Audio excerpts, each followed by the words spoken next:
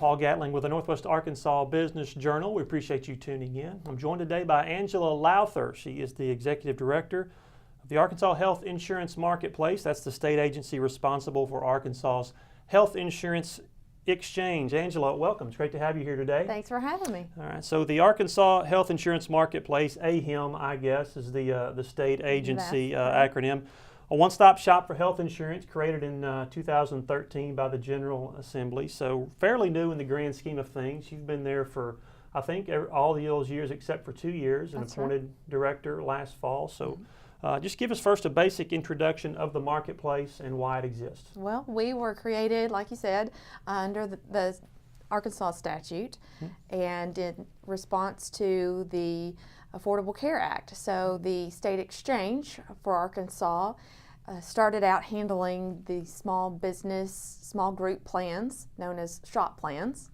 And last year we moved that to a direct-to-carrier relationship for the folks who were enrolled in those. And we are focusing now on the individual marketplace. In 2016, the state took some steps to take greater control over the administration of that, and that's what's known as a state-based exchange on the federal platform. So all those acronyms that you see floating around, we use those. Turns into a mouthful sometimes. Sure, yeah, I'm sure there's a lot of questions around every corner.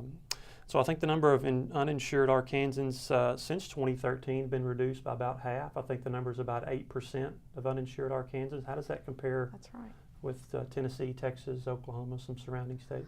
Well, I think we have set a good standard in the country. Arkansas has really done a good job in reducing the uninsured rate, and we continue to see that rate drop in good numbers, and that's a measure of our performance. Sure, yeah, strong numbers for you. All right, so a big focus for the marketplace and what you wrote about in the Business Journal a couple of months ago for us. People who have jobs but don't have insurance provided by their employers, the gig economy, independent contractors, self-employed. So you feel like the marketplace, which you wrote about and is reflected in these numbers, is a smart investment for those Arkansans. Why is that? Well, for me, health insurance is a way to take care of my family.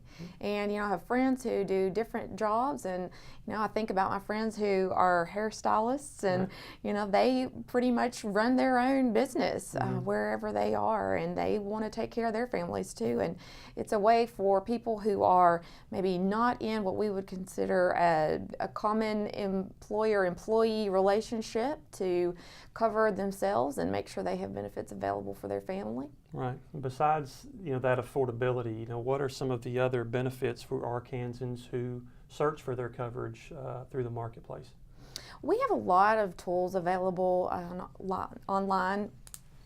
On our website, there's a place for people to go and seek additional resources. We have a hotline that folks can call if they want help or if they have questions about where to enroll. We also work with community organizations across the state, and they serve some different needs that maybe an agent or broker would be able to refer somebody who needed a little extra help, taking a few additional steps to some of these sisters that we have around, and they can get help that's one-on-one from somebody in their community that they trust. Right. I mean, you do a lot of outreach, I'm sure. And what is your approach there? I mean, we are, after all, talking about healthcare and insurance, and we start talking about subsidies and this and that. I mean, that's a maze of questions I'm sure that you are fielding every day. How do you educate? How do you enroll? How do you reach the public? Sure. Well, we do hear this referred to as a subsidized market a lot, and that's something that may not be the best way to explain it, because a lot of people are getting a tax credit that's based on their income. So, when we say the savings that people get through the marketplace, it's tied to what they're earning. And, this group that we serve is over 138% of the federal poverty level, and that means they're working and they are trying to make responsible choices for their families, and they can get coverage. And a lot of times we've heard folks who go into a hospital for treatment or some unexpected reason to seek medical attention, they get treated differently by just having proof of their insurance. Automatically they have maybe gone to the front of the line, so to speak, Right. with how folks are interacting about their choices. And we are here so that people have that freedom to choose a plan that works for them, and they have the freedom to choose how they want to invest, whether they want a larger deductible or a smaller deductible, and that's something that they can do through the marketplace. Okay. Arkansas recently took effect earlier this month, the first state to enact the work requirement eligibility criteria for the Medicaid program. How has that affected your job and your enrollment and what you're trying to do this year? We do get asked about that a lot. Yeah. That's a program that is run out of a state agency. AHIM is not a state agency. We don't operate on any state tax dollars, so we really aren't the best people to answer those questions. We do get asked about them a lot, and to the extent that agents and brokers who sell exchange plans would like extra information, we're able to help direct them to the right resources. Okay. And so right now you're focused on looking forward to November, I would imagine. Your That's open right. enrollment period begins. I believe you had about 70,000 registered for the last two periods. So maybe look into your crystal ball and maybe what kind of numbers do you expect to have November through mid-December this year? What trends do you see that maybe tell you what to expect? Well, it was interesting. We had about 70,000 through open enrollment for the 2017 plans, and then at the end of 2017, when folks started signing up for 2018 coverage, we saw about 68,000, a little over 68,000 pick out a plan. So it's been impacted to some degree by some of the headlines around the Affordable Care Act.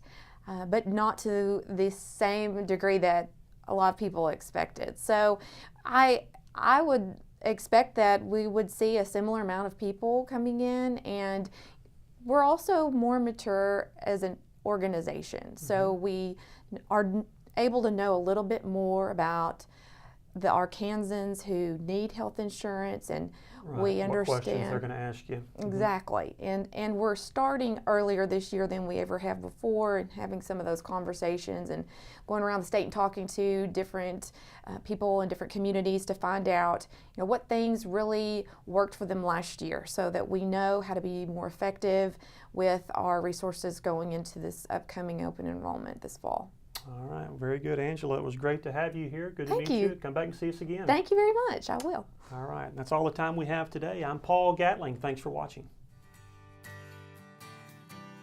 Arkansas Electric Cooperative Corporation provides electric energy across 2/3 of Arkansas. This is an exciting time in our energy history, with incredible progress being made in renewable energy and storage technologies. As our energy portfolio continues to diversify, we'll maintain an all-the-above strategy to provide reliable and affordable electricity. Ever since the first light bulbs were placed in our members' homes, the electric cooperatives have been the solutions provider for our members, and we want to continue that well into the future. Each day, the promise of our nation begins again. Arkansas and America, moving forward. I help make that promise a reality.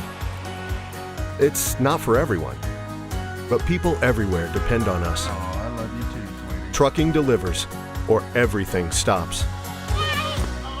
And that's what drives me.